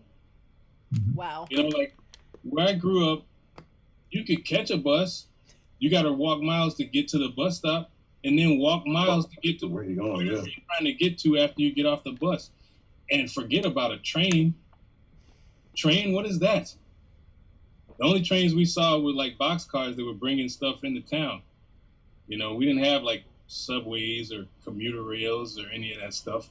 And even now, even though the public transportation system where I'm from is leaps and bounds beyond what it was when I was growing up, it's still pretty much non-existent. There's only a handful of places it's gonna go, and that depends on what day you want to ride it. Baltimore designed its metro and its light rail to not quite connect, so you could you have to walk like several blocks to get from one to the other, and there is a metro, but it goes from one place to another place, and that's it. There's not like multiple lines or anything. So I gotta say even this. in the big cities, they can get transportation difficulties. It really is a trick of our poor political leadership right now that we don't have good public transit, and the fact that money really hinders things because of businesses competing for markets. But in Costa Rica, their bus system is awesome in the fact that it just gets everywhere. Across that, a lot of those roads are dirt roads, and these buses are going like over mountains and through jungles, and still getting people to where they need to go. Yeah, I found that I've been very impressed by public transportation in many countries, and then also in quote unquote third world countries. Shocked me tremendously, because I'm like, these are places that we've been told are like, not as advanced, socioeconomically or infrastructure wise, but they have like functional public transportation that is leaps and bounds beyond what we have in the United States. Well, I have a question about that actually. Me too. Does that have something to do with inversely proportional, like, we rely in this country so much on the individual's ability to have an automobile, basically, and to get around using their car. So is that partially that, like, well, if people don't necessarily have cars as much, like the network has to be there to support them? Well, no, if you actually look at the history of it, it's not about our reliance on automobiles, it's about the imposed reliance on the automobile. It was on the advent of marketing automobiles that obliterated public transportation and light rail. Right, trolleys. To the point to where, like, Sure. To the point to where auto manufacturers, oil refiners, petroleum companies basically lobbied governments to make light rail illegal in a lot of states. Sure.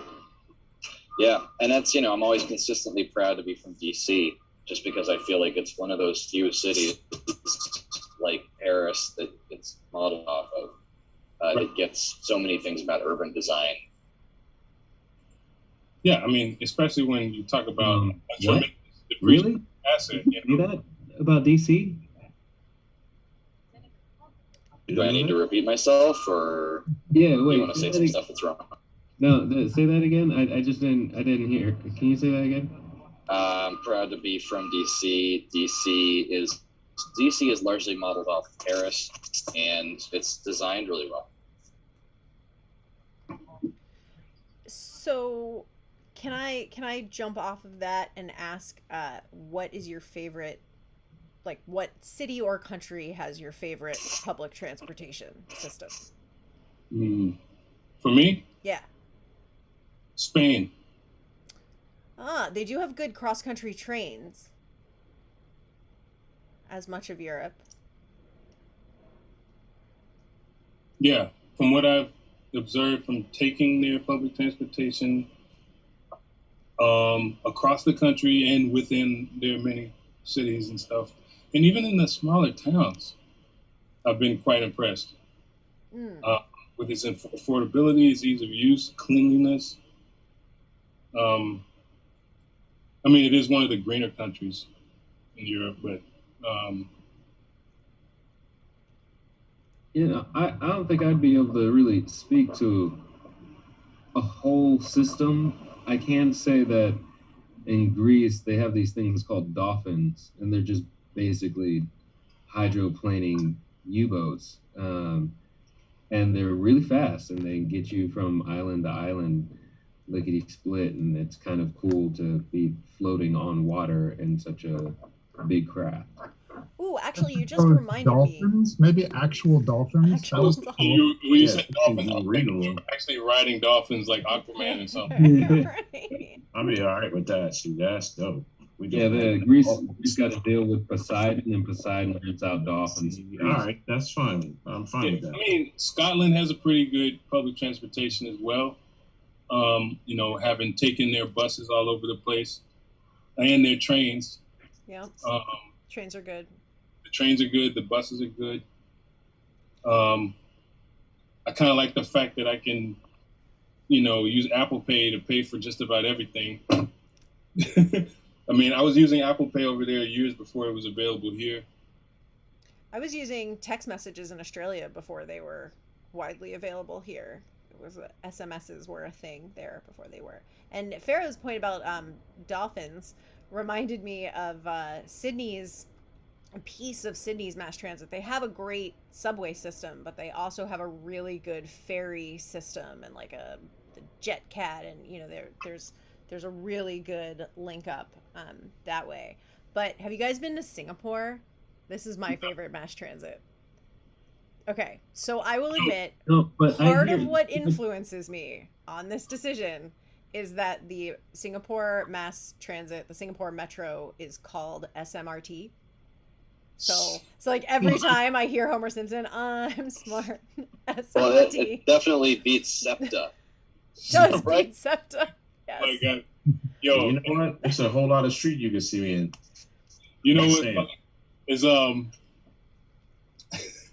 that made me think about, was it, I can't remember, was it the Midwest where the ATMs were, or the ATM network is called Time? Like the herb? No, like TY, yeah, it's spelled like that almost, only without the H, it's TYME.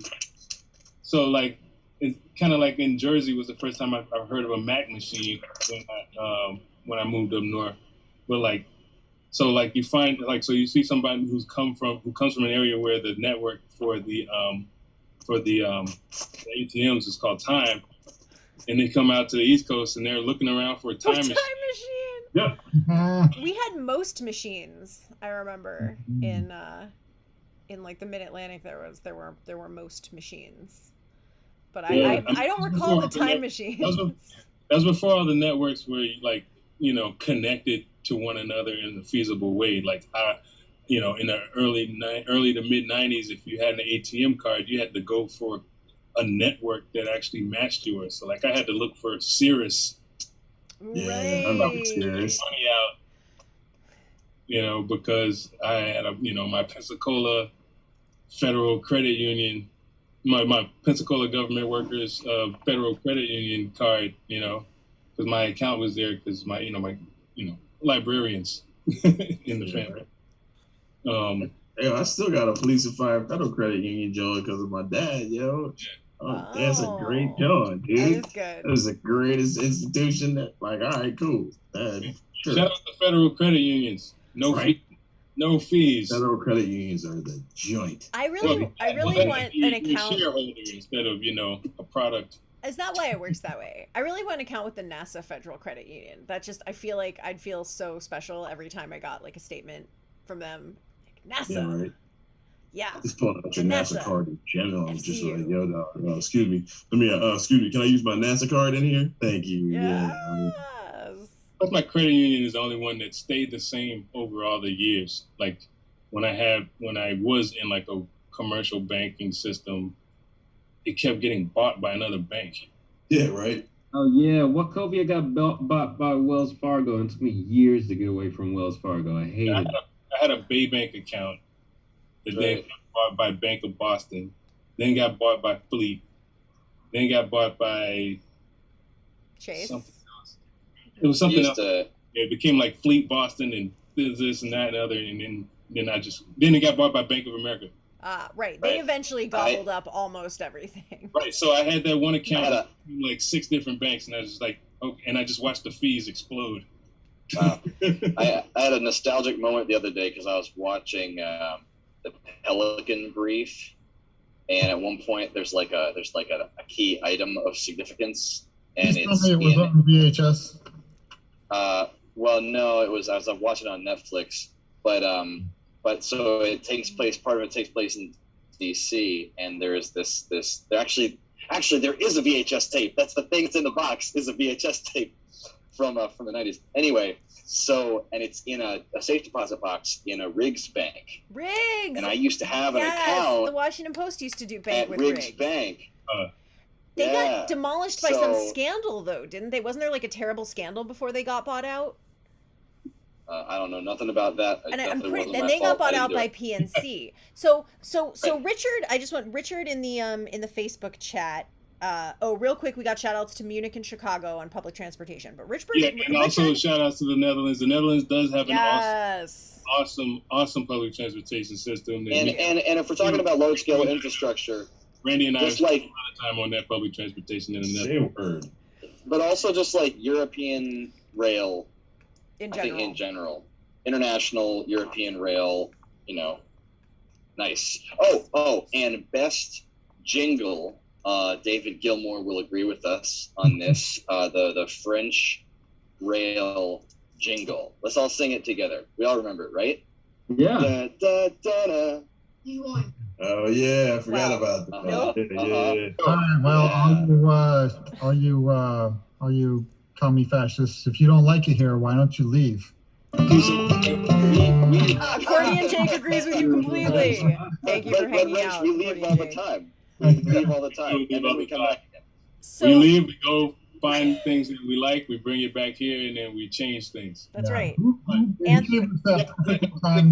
Accordion Jake, I would like to thank you for that perfectly timed description to play that sound just as I was making a joke. I hope we take that out later as its own little soundbite. Just leave. I am happy that SEPTA finally moved to cards.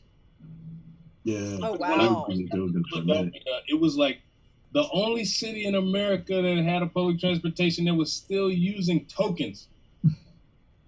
Yeah, tokens were shit. I was like, yo, y'all still using tokens?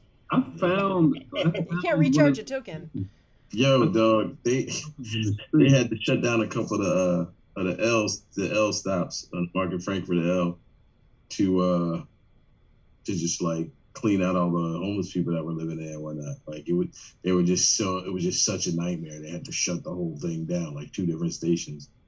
Yo, the Market Frankfurt L is the wildest thing on earth, dude. It's like the Wild Wild West. Like it's like the opioid epidemic has hit the Market Frankfurt L station. Yeah, right through there. Yeah, exactly. Right down there, right there on Kensington Ave, through that whole John. A boy got robbed the other day. He got shot in the arm, but the dude that shot him fell between the trains and died. Wow. Yeah, nuts, man. It's crazy down there. Yo, the L is the wildest thing on earth. Yeah. It's bonkers out there. But the token thing I used to be frustrated because, like, on more than one occasion, because with the tokens, in order to get a disc, like much with like when you refilled the cards on the T. Sorry, I'm thinking Boston. Well, in New York, for the Metro, if you bought some certain number of rides, you could get like a bonus couple of rides or whatever. You get discounts for buying more rides. So with the tokens, it's really, you'd have to like buy, a bag of tokens basically. Yep. But you had to get there early enough and go on the right day to get the tokens. Because on more than one occasion, I would go a place to get a bag of tokens. They'd be like, "Dude, we sold out. We ain't got no tokens."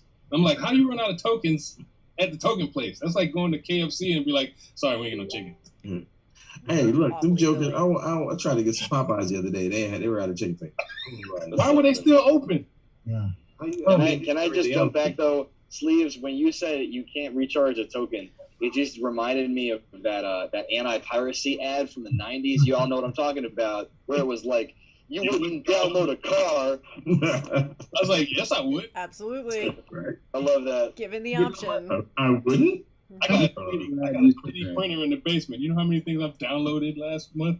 And a fancy new router. 3D printed car. Let's do it. Yes. Sleeve, you were saying something about Richard. Oh yeah. So Richard was concerned that with all the new fans coming in from AGT, don't forget the old ones, and I just wanted to reassure Richard that based on the topic of our conversation, the ongoing topics of our conversation tonight, I think we have proven that we are not at all genuflecting to the new fans. We are absolutely doing the same thing we do every week.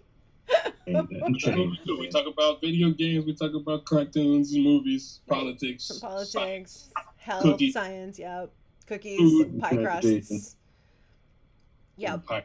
tokens. Yo, you can 3D print tokens. That's yeah, tokens are gonna last. We don't need tokens no more. Only thing I need a token for is at the arcade. Oh, wow, since I've been to Dave and Buster's. No, we're gonna make a Gangstagrass arcade, and it's gonna have like all of our favorite games in it. So it's gonna have some fun pinballs. It's gonna have definitely like all the classic Nintendo and the Nintendo Switch. There's gonna be a heavy Nintendo section. Every Mortal Kombat. Every Mortal Kombat, and that's gonna happen in the holodeck. Here's the thing though, Sleeves. Just because I play Switch at home, this is like one of those in the streets, in the sheets type of thing. What I would want in an arcade, this is arcade games now, so very different territory. Like Dance Dance Revolution. Consoles. I mean, yeah. First of all, yes. That's a pinball. Damn, Pong. it's been a while since no. Okay, what's the one with like the Space Invaders? Space Invaders good.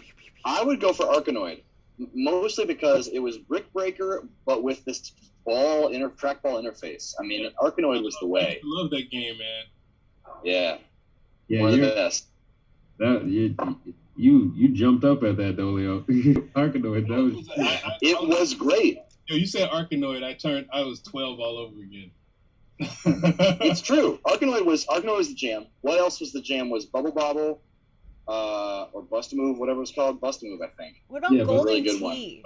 Golden Tee was cool. 2 words for you: Space Harrier. Oh, was that the one? That was the one where you're running. It was third person, but it was from behind, and you're running, and you have a jetpack, and then you all the stuff is coming at you. And you're bucking all the different stuff, and there's like all these crazy monsters.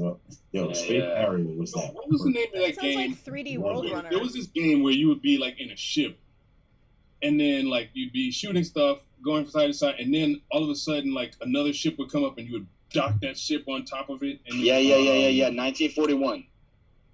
I think it was. Yeah, it was the same. It was the same concept as 1941. All of those were the same. That was called My Summer Vacation in 1996, actually. Yours, D, I don't know what you're talking about. It was a space one. I can't remember what it was, but it was the same concept as 1941. Yeah. Was that? You would, like, Galaga had that. I get think. another kind of weapon and turn into like Yeah. and all that kind of stuff, and it just Did Galaga have that sort of thing? The second ship? Yeah, it did. Yeah, but this one was more advanced. The graphics were great, and it was sort of like instead of you shooting at things coming from the sky, you were like it was like a bird's eye view of a landscape. Yeah, I know what you're talking about. Right. I think you're displaying the fact that you are our crossover here when it comes to video games, because a lot of those games I don't know. I was into Frogger, Centipede, and Frogger and Centipede was really where it was at. Yeah, I'm the day walker when it comes to all this stuff. And sleeves. I see your golden tee and raise you big buck hunter. Oh, I used to. Which was love always Golden right next to Golden Tee. Why was that? Yo, Golden Tee used to be the game Answers. in the bar, Mm-hmm. and we used to just wreck That's people right. with Golden Tee, and that's That's actually right. got me really into playing golf for real. And then that's when I started hustling people on golf courses. Oh yeah, that's pretty cool. That's a rarefied hustle, my friend. Well, I'd be the guy in, jean shorts, cornrows, and tattoos and a basketball jersey on, the 6th hole, taking all your money because you thought I couldn't play. But the problem is you looked at what I was wearing and didn't look at my golf shoes or my clubs. It's like, I can take this guy. He's just some hood dude. I'm like, It's a good point. yes and no. Don't judge a person by their appearance. Judge a person by their tools. And Exactly. in this imagined Gangstagrass game room, can we have like a casual strip club, like Carlisle Club type of level, just like, just people go up there. And I mean people just go up there and they're just vibing, and there's video games too. And it's great. What do you mean So, by I they're just wanna just say- vibing? What kind of club? We can move away from that. A burlap. Well, if we had a gaming lounge, I would like for us to have a domino lounge, Yes. like a domino parlor with just a bunch of guys and girls and ladies and various, spectrums or whatever, just slamming bones on the table, praising. Is that right? Is that not going to happen in Pharaoh's Casual Strip Club? That will probably happen. So, Can we have a Tetris nook? If we're just going there with, whatever games we want in our game room, can we have a Thunderdome? right. That's also in the Yeah. holodeck. Yeah. Sleeves. We can have Tetris as long as we also can have Tetris Attack. What? It's a different style of game. It involves like sort of swapping blocks and stuff. It's a good one. Honestly, if you like, you should get into some Tetris Attack. I'll try it. A lot of good clones out there. Some high stakes Jenga. Yeah. I feel like giant Jenga Just like is bricks. always high stakes. Yeah, I've played a lot of that at bars and restaurants or whatever, and you did the big huge Jenga blocks where you just got because you can get hurt. That thing topples. So in the Twitch chat, they're trying to get us to talk about music, and we are like forthrightly rejecting that idea. Wrench is carrying it in the comments though. Bella White. Oh, that's Gangstagrass. Yeah, that's me. I put that in there. J Live, Jordan Lucas. Yo, Jordan Lucas is that dude. He is. I respect Jordan Lucas quite a bit because he is a master of the craft.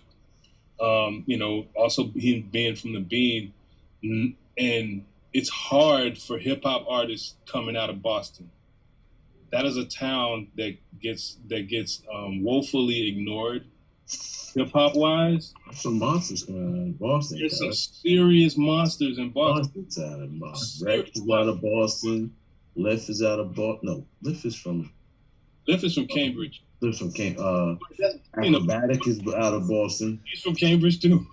Well, in general, who would you guys bring up as Talk about potential Boston, people? anyway. in terms of people that you think are kind of bringing real hip hop now.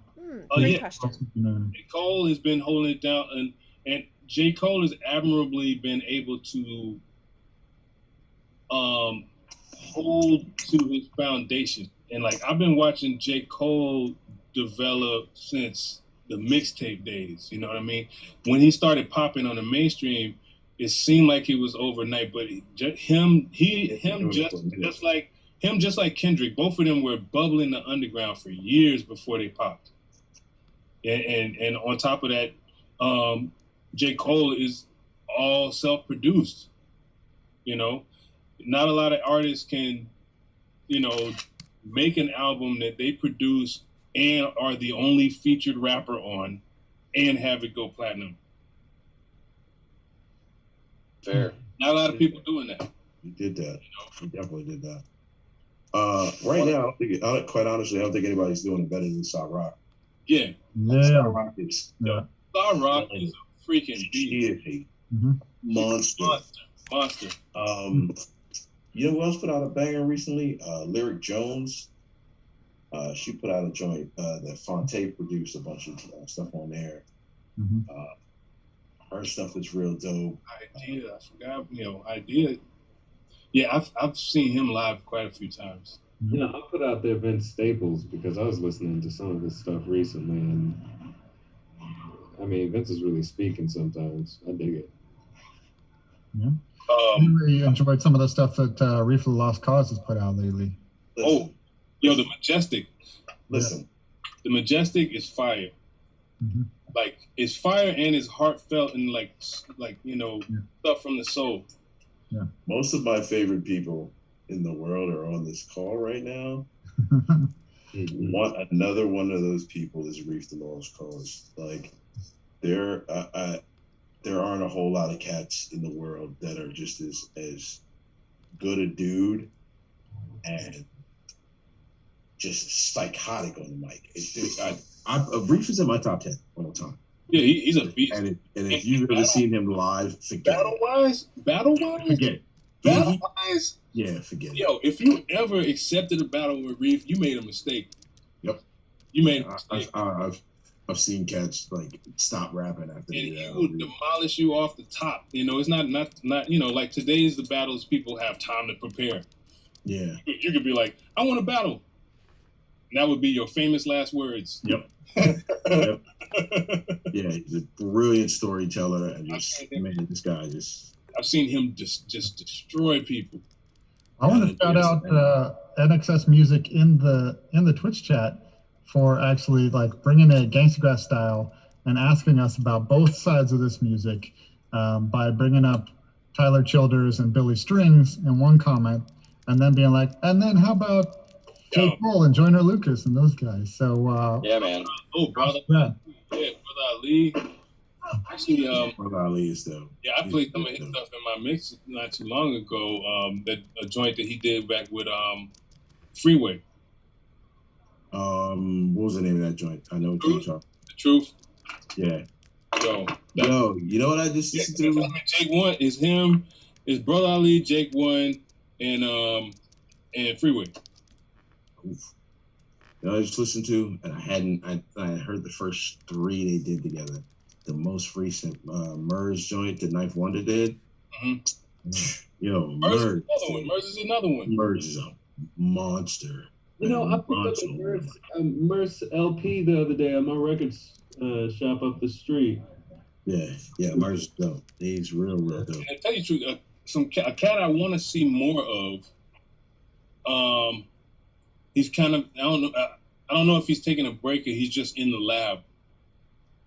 Is Kadir Latif. Yes. Yeah. He's out of Buffalo, New York. He, you know, not too long, like maybe a couple years ago, signed with Rough Riders. Brandon, our son and I, the last time we saw him was when he had recently moved from Buffalo to Harlem. And we went up to, he picked us up and brought us up to his apartment and played for us the album.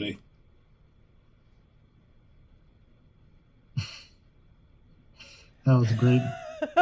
I love how people freeze And on what Zoom. happened was Dolio froze in place forever. He heard the album, and he was just like, and it turned him to stone. Oh, You sorry. froze there. Sorry.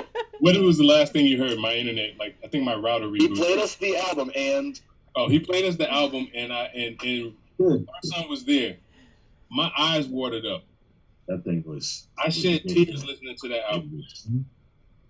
It was wasn't even fair how beautiful. it was. It was beautiful, and I don't know if they actually released it, but it was a beautiful project. He's a monster. He's a monster. Yes, indeed. no, you're making me think of. Sorry, but you were talking about the Boston scene for a minute ago, and it just making me think of the fact that in the bluegrass world, Boston is kind of an epicenter for a certain kind of bluegrass, basically because they've got the Berkeley School there, and they got a whole bunch of young, like expertly trained, kind of more chamber music type of folks with that particular style of music. But I would be really fascinated to see if somebody, I don't know, the alternate universe French that ended up in Boston. I would be interested to see the Gangstagrass that comes from Boston. You know what I mean? It'd be more like that would be really fascinating. It'd be Gangstagrass. I'd have to take these Berkeley folks and just break them down, unlearn everything that they had learned, and then build them up again. Yeah, pretty much. Yeah. So it's been a fun couple hours of talking. And in the saying hi to time we've folks. been here, our AGT video that they released early, where you can see the audition, is now it's closing in on 500,000 views. It is over 13,000 likes. Thank you, everybody.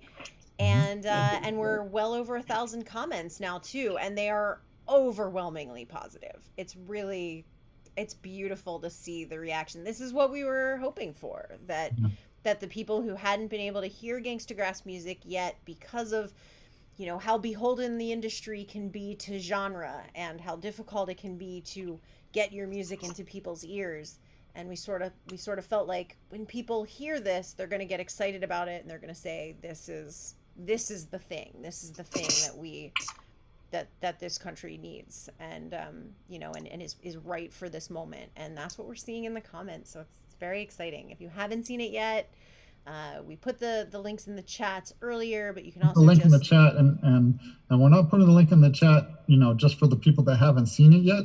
We're also putting the link in the chat for the people that have seen it to copy and paste that, and please spread the word and let people know what just happened and what is about to happen on Tuesday night.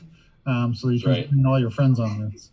They're going to find out about it on Tuesday, but you can be that cool friend now before they find out about it. Be like, yeah, I knew. I've been following this band because I'm a cool friend. And a lot of things, and remember the things that we above all our messages includes that we all do better. We all do better. And we all do better. Yes. And we are better together. That's right. Someone in the comments said the band should change its name to Better Together. I want to say I disagree with that, but I appreciate the sentiment behind it. That does sound like a good album, though. It's a good album. Sounds like it. Yeah. Sounds like the sitcom we could do on NBC. Oh, yes! Together, starring Gangstagrass. And if you know, like, hey. Yeah, but we just, we out here spreading love. We trying to make the world a better place, better than it was when we got here, and a good place for our children and our children's children. And for your children. Here, here. And your children's children. Shout out to our kids, by the way, which if you need any more reason to go watch this video, we got pictures of our kids in the video. Right, which is not a readily available resource. Unfortunately, that's the thing we've kept under wraps for a lot of time. I mean, not that we have kids, it's just that we don't be putting our kids out there like that. Unfortunately, for the shoot, none of my unknown baby's mama sent in any pictures. So next time. We're still tracking you down. And people speaking of people who are giving of themselves freely, We we want to thank Where are we Curvy going Red with this? Girl. Where are we going with We want to this? thank Curvy Red Girl. We want to thank Toma Technology. We want to thank everybody, Linda, who has been just sharing. Everybody who's been sharing this all day. Accordion Yes. Jake, thank you for sharing, and Keith, thank you for sharing, and like Shout out to Linda. teachers we've had in the past. Suze. Just Yeah, teachers, principals, all classmates, everybody that's been out there. People I used to kick out of bars, all kinds of cats. Yeah, man. Yeah. Everybody who said that's weird. Why are you playing the banjo? I don't think that that's a good idea. I just want you to see this. I want you to think about your decision. That's right. Yeah, and if you want, a new national anthem or something that'll get you going in the gym, remember Annie Up is now available on all platforms. Yes. Sucker, And punch a hole through the roof. it's so good. It's so good. You're right, it being a workout song. And if you're a Barnstormer, gangstagrass.com/barnstormers, you have access to the entire mixtape if you're platinum and above, half the mixtape if you are a nickel level Barnstormer, so you can get a bunch of tracks that you would not otherwise get, certainly wouldn't have yet. If you want to get those, you can get those over at the Barnstormers, and we have a lot of cool stuff coming toward the Barnstormers. And when we say a lot of cool stuff, like, now that people know that, like, we did this thing, like, imagine the kind of backstage sort of stuff that could come to you if you were a Barnstormer. I'm just saying, like, I don't even know. I don't know what that'll be. Yeah, like, for instance, I have a secret contest going on that won't even be announced. There, people will be playing the contest without even knowing they're playing. Imagine that. We've discussed it already, but but you could find out. I don't know what it is, but I'm saving up my socks already. Yeah, it involves thrift shops. Oh, good. Yeah, I will be stocking up on Leonard Skinner t-shirts and mayonnaise and win this thing hands down. Thrift store mayonnaise is the best mayonnaise. Yes. Is that a thing? Truth. I like mayo. Ew. Aged. It's perfectly aged. Perfectly aged. There's a series of YouTube videos where people open old cans of stuff. Like, this is from a can of beans from the 1940s. Yeah. You open it up and a ghost comes out. Slaps you. I would have gotten away with it too. Yeah. Let's end this wonderful discussion on the note of thrift store mayonnaise. And say we'll see you on Tuesday night. Everybody tuning in to America's Got Talent, and we'll be back here live streaming again. I'll be on tomorrow afternoon, I believe, just to play around and tell stories and whatnot. And then we'll be back on Friday night as well. We've got a whole live stream schedule, so keep your eye out for it. That's right. If you aren't already subscribed to the Twitch channel, go ahead and click that heart at gangstagrass.tv. Yeah. All right. Thanks, everybody. Good night. Night, guys. All right, y'all. See you soon. Cool. Peace. Good.